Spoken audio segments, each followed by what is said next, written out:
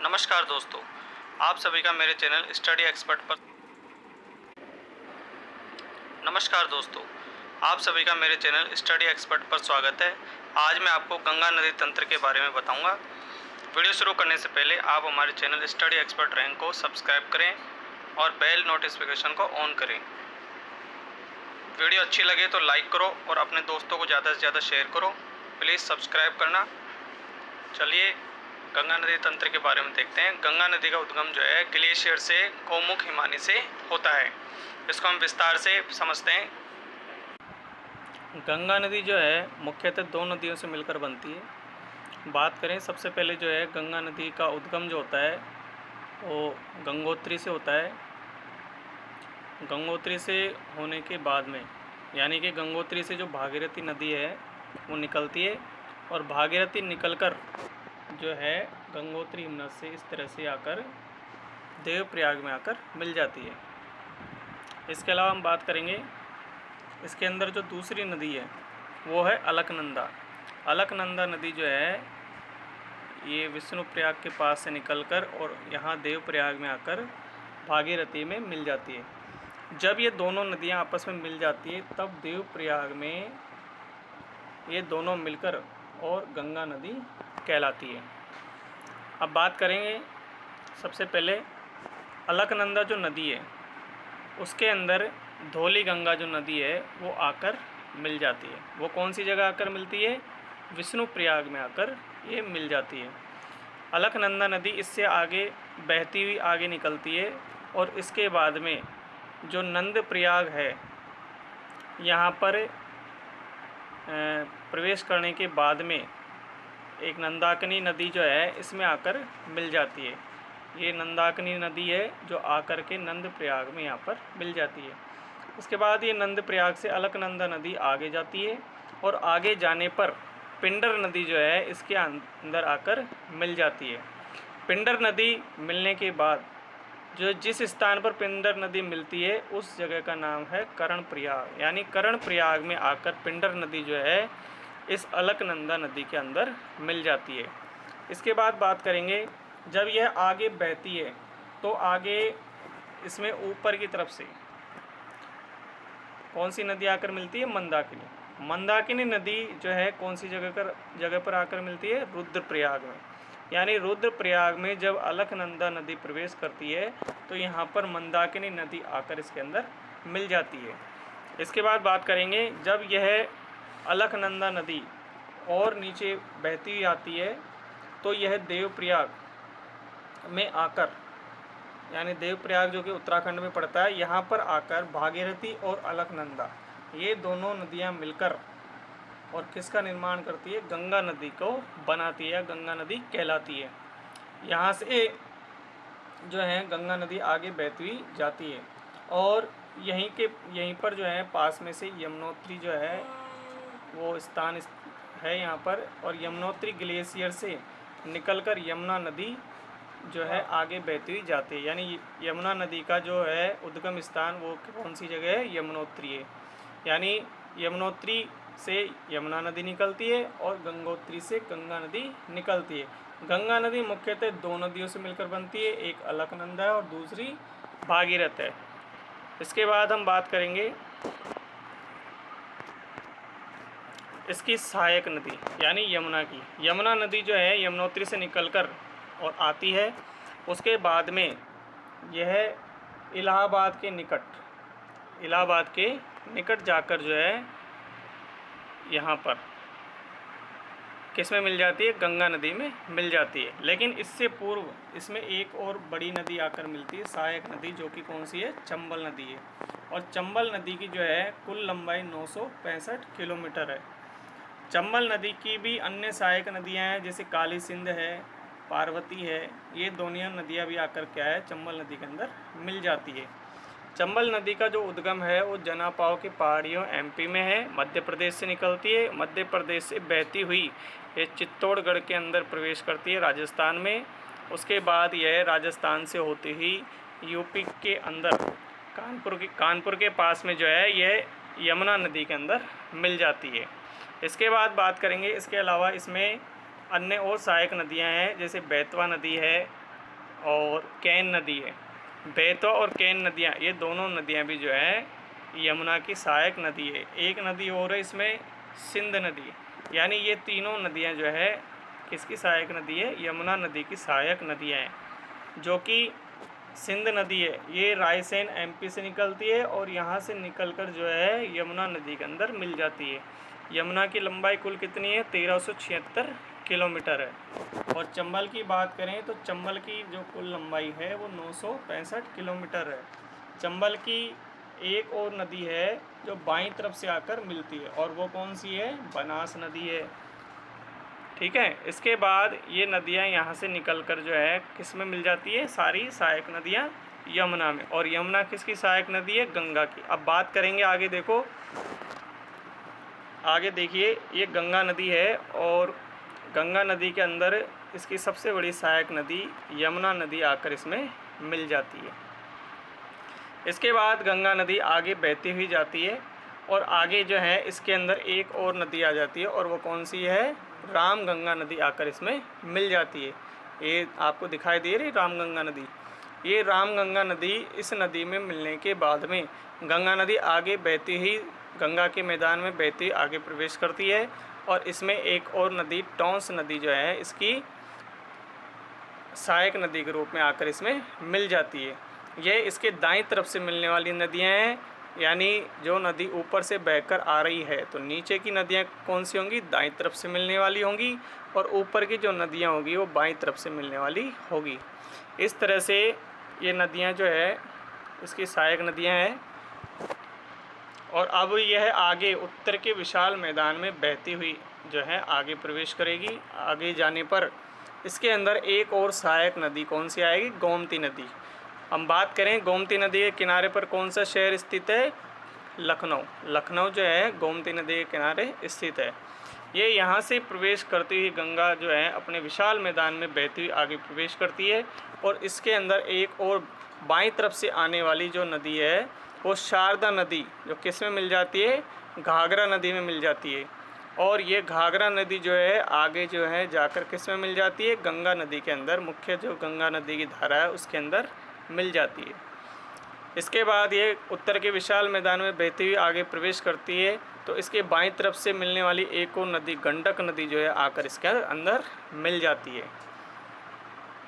इसके बाद यह नदी आगे उत्तर के विशाल मैदान में बहती हुई प्रवेश करती है, और यह जब आगे जाती है तो इसके अंदर एक और बूढ़ी गंडक नदी है जो आकर इसके अंदर मिल जाती है। यानी गंगा नदी के अंदर एक और नदी कौन सी मिलती है? एक तो गंडक नदी हो गई, और दूसरी बूढ़ी गंडक नदी आकर इसमें मिल जाती है। इसके बाद ये उत्तर के विशाल मैदान में आगे बढ़ती है, और आगे बढ़ने पर इसके अंदर एक और नदी कोसी नदी, जिसे बिहार का शोक कहा जाता है, वह आकर इसके अंदर मिल जाती है। इसके बाद हम बात करें इसके दाईं तरफ से मिलने वाली नदियों के बारे में, तो इसके अंदर एक सोन नदी जो कि अमरकंटक से निकलती है, और यह भी आकर जो है गंगा नदी की मुख्य धारा में मिल जाती है। उत्तर के विशाल मैदान में बहने वाली गंगा नदी में मिल जाती है। इसके बाद जो है इसके अंदर इसकी सहायक नदी सोन की रिहंद, जिस पर रिहंद बांध परियोजनाएं भी बनी हुई है। इसके बाद इसके अंदर जो है एक और नदी जो है पुनपुन नदी भी आकर इसमें मिल जाती है।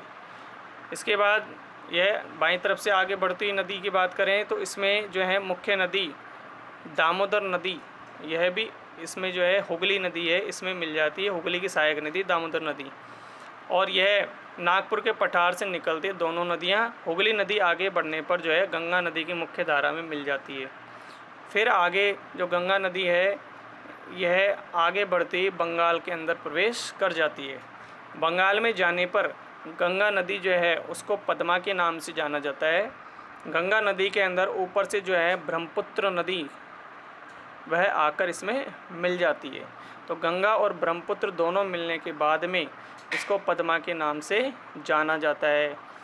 यहाँ जो बांग्लादेश की बात करें तो बांग्लादेश के अंदर जो है ब्रह्मपुत्र को जमुना के नाम से जाना जाता है।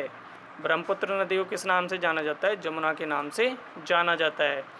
और जमुना नदी यानी ब्रह्मपुत्र नदी है, इसके अंदर जो है मेघना नदी, इस तरफ से मेघना नदी आकर भी इसमें। इस प्रकार हमने देखा कि गंगा नदी जो है विश्व का सबसे बड़े डेल्टा का निर्माण करती है और डेल्टा का क्या नाम है? सुंदरवन डेल्टा। इसके अलावा गंगा नदी जो है विश्व के सबसे बड़े जो मैदान का निर्माण करती है, जिसके अंदर गेहूं की और अन्य जो है अनाज वगैरह पैदा होता है। इसके बाद हम आगे बात करते हैं, एक बार विस्तार से इसको समझ लेते हैं। देखिए चलिए, ये जो गंगा नदी गंगोत्री से निकलती है और यमुना नदी जो यमुनोत्री से निकलती है, उसके बाद यमुनोत्री से निकलने के बाद यमुना नदी जो है प्रयाग में आकर किस में मिल जाती है? गंगा नदी में मिल जाती है। और हमारी जो गंगा नदी है वह अलकनंदा और भागीरथी दो नदियों से मिलकर जो है बनती है। अलकनंदा जो है सतोपंथ ग्लेशियर से निकलती है और जो हमारी भागीरथी है वह हमारी गंगोत्री से निकलती है। इसके बाद जैसे हम आगे जाएंगे तो उत्तराखंड के अंदर, यहाँ उत्तराखंड के अंदर दो प्रमुख शहर पड़ते हैं, ऋषिकेश और हरिद्वार। यहाँ से आगे निकलने के बाद जो है गंगा नदी के अंदर रामगंगा नदी जो है ये आकर मिलती है। रामगंगा नदी जो है यहाँ पर कन्नौज पड़ता है। इसके बाद आगे जाएंगे तो इसके थोड़ा आगे जाने पर कानपुर भी इसी नदी पर पड़ता है, गंगा नदी पर।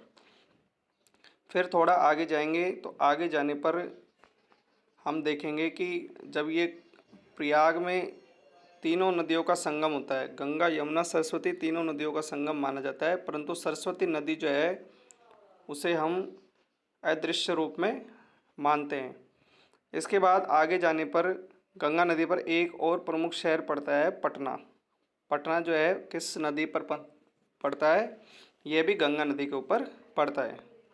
इसके बाद हम देखेंगे कि यमुना नदी की बात करेंगे। यमुना नदी जो है यमुनोत्री से निकलने के बाद आगे जाती है और दिल्ली में, जो हमारे देश की राजधानी है, तो दिल्ली शहर कहाँ पड़ता है? यमुना नदी के किनारे पर पड़ता है। इसके बाद हम देखेंगे कि आगे बढ़ने पर यमुना नदी के ऊपर जो है एक और शहर पड़ता है और वो शहर कौन सा है? आगरा। आगरा भी जो है किस पर पड़ता है? यमुना नदी के ऊपर स्थित है। इसके बाद आगे जाएंगे, इटावा यूपी जो है ये भी जो है गंगा और यमुना नदी जो है इसके ऊपर पड़ता है। फिर हम आगे बात करेंगे इसमें उत्तराखंड के अंदर जो है मुख्यतः टिहरी बांध, इससे संबंधित कई बार प्रश्न पूछे जाते हैं। टिहरी बांध कहाँ है? तो ये उत्तराखंड में स्थित है और ये गंगा नदी के पास में ही पड़ता है। इसके बाद हम बात करेंगे, यहाँ पर जो है टिहरी बांध को बनाने के लिए ज़मीन को साफ किया गया था, पेड़ों को काटा गया था। तो उस समय क्या है, यहाँ पर चिपको आंदोलन चला था 1973 में। तो ये किसके निर्देशन में चला था? इसके जो नेता थे सुंदरलाल बहुगुणा, उनके नेतृत्व में यह आंदोलन चलाया गया। एक और बात करेंगे कि यहाँ फूलों की घाटी चमोली, चमोली भी कहाँ स्थित है? फूलों की घाटी चमोली हमारे उत्तराखंड के अंदर स्थित है। इसके अलावा हम बात करेंगे कि Jim Corbett national park, Jim Corbett national park भी कहाँ है? उत्तराखंड में स्थित है। इसके बाद हम आगे इसका अध्ययन करेंगे और ये देखेंगे यह नदी जो है यमुना आगे बढ़ती है और यमुना के अंदर जो है कौन सी नदी आकर मिलती है? चंबल नदी आकर इसमें मिलती है। चंबल नदी की बात की जाए तो देखिए चंबल नदी जो है मुख्यतः 965 किलोमीटर बहने के बाद में यमुना नदी के अंदर मिल जाती है। इसके ऊपर मुख्यतः 3 बांध बने हुए हैं। मुख्यतः कौन कौन से हैं वो? गांधी सागर बांध, राणा प्रताप सागर बांध और जवाहर सागर बांध। ये 3 बांध जो हैं किस नदी के ऊपर बने हुए हैं? ये तीनों बांध चंबल नदी के ऊपर बने हुए हैं। गांधी सागर बांध जो है मध्य प्रदेश में पड़ता है, राणा प्रताप सागर बांध हमारे चित्तौड़गढ़ में पड़ता है और जवाहर सागर बांध कोटा में पड़ता है। इसके अलावा यहाँ कोटा के अंदर कोटा बैराज भी बना हुआ है। इसके बाद हम आगे देखेंगे कि जब चंबल नदी मध्य प्रदेश से निकलती है, मध्य प्रदेश की कौन सी जगह से निकलती है? महू जनापाव की पहाड़ी से निकलती है, जो कि विंध्याचल पर्वत श्रेणी के अंतर्गत आता है। यहाँ से निकलने के बाद यह 84गढ़ भैंसरोड के अंदर चित्तौड़ से जो है हमारे राजस्थान में प्रवेश करती है। राजस्थान में प्रवेश करने के बाद में और यह नदी चित्तौड़, कोटा, बूंदी, सवाई माधोपुर, कोटा और धौलपुर, इनको प्रवेश करती, इन यहाँ से बहती हुई और आगे जो है किस में जाकर मिल जाती है, आगे यूपी के अंदर जाकर यमुना नदी के अंदर मिल जाती है। राजस्थान में यह मात्र 135 किलोमीटर जो है प्रवाह है इसका, और अंतर्राज्यीय जो है इसकी 241 किलोमीटर की सीमा हमारे राजस्थान से बनती है। इसके बाद हम बात करेंगे कि इसके मुख्यतः 6 जिले, राजस्थान के मुख्यतः 6 जिले हैं जो चंबल नदी से जुड़े हुए हैं, यानी चंबल नदी इन 6 जिलों के अंदर होकर बहती है और आगे जाकर इटावा यूपी में यमुना नदी के अंदर मिल जाती है। चंबल नदी को कामधेनु और चर्मणवती के नाम से भी जाना जाता है। यह यहाँ पर बीहड़ क्षेत्रों का निर्माण करती है और अवनाली का अपर्दन भी करती है। विश्व की प्रमुख नदी जो कि अवनाली का अपर्दन करती है वह कौन सी नदी है? चंबल नदी है। यह बारहमासी नदी है, यानी यह नदी जो है चंबल नदी, यानी यह नदी साल के पूरे महीने बहने वाली नदी है। इसके बाद हम बात करेंगे चंबल नदी के अंदर जो मिलने वाली सहायक नदियां हैं वह काली सिंध है, पार्वती है। ये दोनों नदियां जो हैं चंबल नदी की सहायक नदी है। काली सिंध नदी जो है एमपी के देवास से निकलती है और दूसरी जो नदी है पार्वती नदी वह एमपी के सीहोर से निकलती है, और यहाँ से निकलने के बाद में ये दोनों नदियाँ किस में मिल जाती है? राजस्थान के अंदर जाकर जो है ये नदियाँ चंबल नदी से मिल जाती है। इसके बाद हम आगे देखेंगे जो हमारी यमुना नदी है उसके अंदर सिंध नदी, बेतवा नदी, केन नदी और टोंस नदी, इसके बारे में पूर्व में पढ़ चुके हैं। ये नदियाँ आकर इसमें मिल जाती है। टोंस नदी डायरेक्ट जो है गंगा नदी में मिलती है। इसके बाद हम बात करेंगे सोन नदी। सोन नदी जो है अमरकंटक एमपी से निकलती है और निकलने के बाद में जो है यह गंगा नदी के अंदर जाकर मिल जाती है। इसके अलावा हम देखेंगे कि हमारी एक और नदी है मुख्य नदी, वो है दामोदर नदी। दामोदर नदी जो है पश्चिम बंगाल के अंदर बहती है और यह हुगली नदी के अंदर जाकर मिल जाती है, और हुगली नदी जाकर जो है किस में मिल जाती है? गंगा नदी की मुख्य धारा के अंदर मिल जाती है। यहाँ यह हुगली नदी जो है बंगाल का शोक कहलाती है, जबकि कोसी नदी जो है बिहार का शोक कहलाती है। ये नदियाँ मिलने के बाद में यह आगे बढ़ती है और आगे बढ़ने पर हम देखते हैं गंगा की मुख्य धारा में मिलने के बाद में ये आगे बढ़ने पर गंगा की मुख्य धारा में जो है टोटल मिलाकर जो है 2525 किलोमीटर गंगा की पूरी लंबाई है। इसमें मिलने के बाद में ये सुंदरवन डेल्टा का निर्माण करती है। जब ये समुद्र में गिरती है, गिरने से पहले जो है सुंदरवन डेल्टा का निर्माण करती है, जिसे अब हम बे ऑफ बंगाल भी कहते हैं।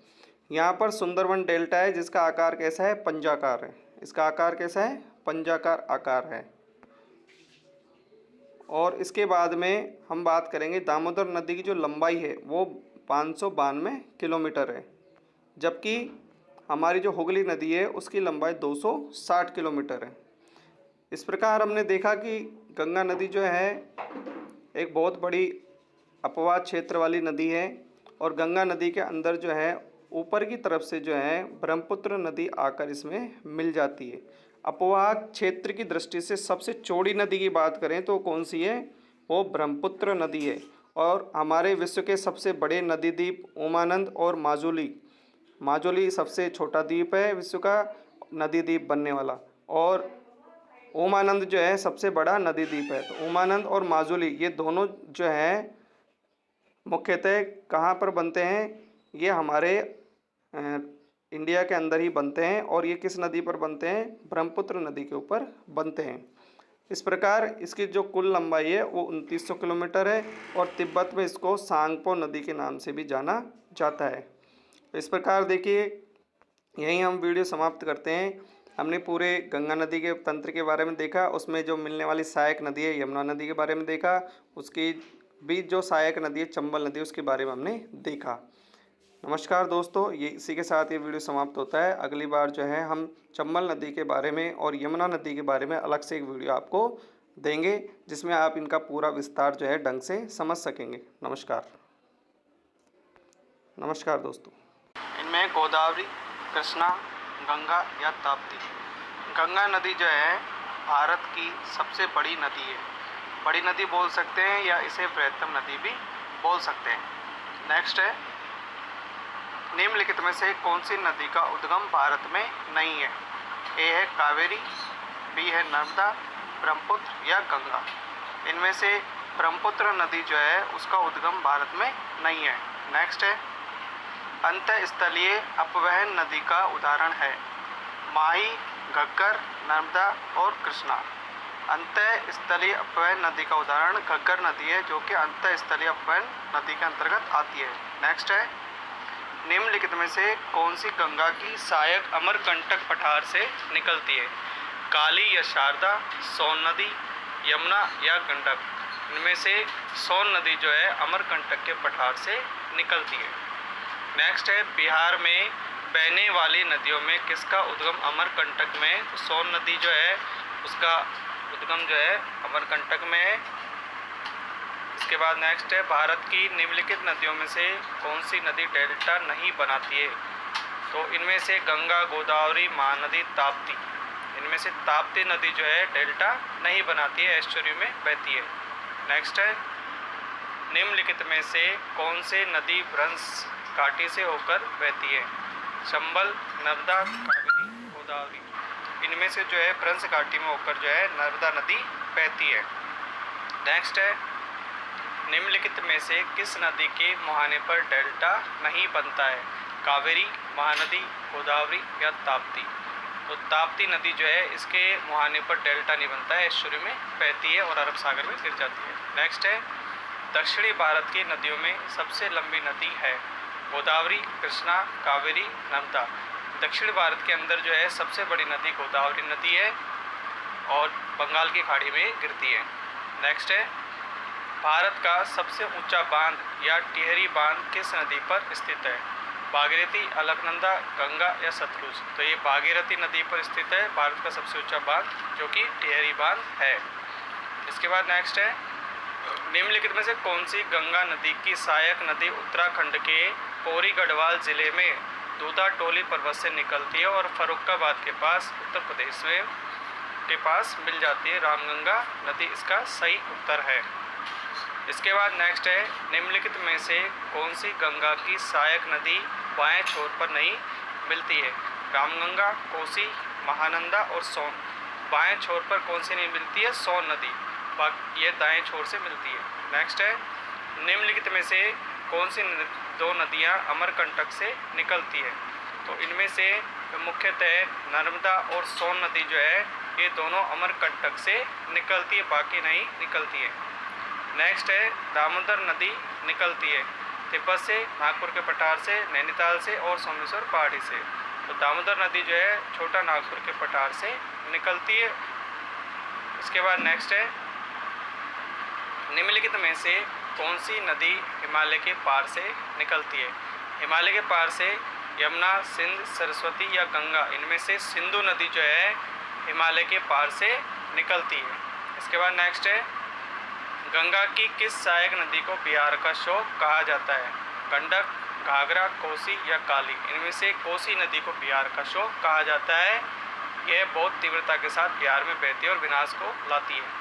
नेक्स्ट है, विश्व का बृहत्तम डेल्टा निर्मित होता है? गंगा ब्रह्मपुत्र का, मिसिसिपी मिसौरी का, यांगसे कियांग का, हांगहो द्वारा। तो गंगा और ब्रह्मपुत्र द्वारा विश्व का सबसे बड़ा डेल्टा निर्मित होता है। इसके बाद नेक्स्ट है, बिहार में बहने वाली नदियों में किसका उद्गम अमरकंटक में? कोयल, सोन, पुनपुन या कारो। बिहार में बहने वाली नदियों में उद्गम जो है अमरकंटक से सोन नदी का है, जो अमरकंटक से निकलती है। नेक्स्ट है, मानस किस नदी की सहायक नदी है? गोदावरी, महानदी, कृष्णा, ब्रह्मपुत्र। मानस जो है मानस नदी ब्रह्मपुत्र नदी जो है उसकी उपनदी है। इसके बाद नेक्स्ट है, निम्नलिखित का मिलान करें। देवप्रयाग, रुद्रप्रयाग, कर्णप्रयाग और विष्णुप्रयाग। तो इनका जो संगम कहाँ होता है? देवप्रयाग का भागीरथी और अलकनंदा में होता है, क्योंकि भागीरथी और अलकनंदा हिमालय से निकलने के बाद नीचे आने पर किस में मिलती है? ये देवप्रयाग में एक हो जाती है और गंगा कहलाती है। तो देवप्रयाग में भागीरथी और अलकनंदा मिलती है रुद्रप्रयाग में मंदाकिनी और अलकनंदा मिलती है। इसके बाद कर्णप्रयाग में पिंडर और अलकनंदा मिलती है। और विष्णुप्रयाग में सबसे ऊपर जो है धौलीगंगा और अलकनंदा दोनों मिलती है। इसके बाद नेक्स्ट है अमरकंटक पहाड़ियाँ निम्नलिखित में से किस नदी या नदियों का स्रोत है? नर्मदा, महानदी, ताप्ती या सोन। अमरकंटक से कौन कौन सी नदियाँ निकलती है? नर्मदा नदी निकलती है, महानदी निकलती है और सोन नदी निकलती है, यानी डी इसमें ऑप्शन बिल्कुल सही है। इसके बाद नेक्स्ट है निम्नलिखित नदियों में से सबसे अधिक पथ परिवर्तन किया है।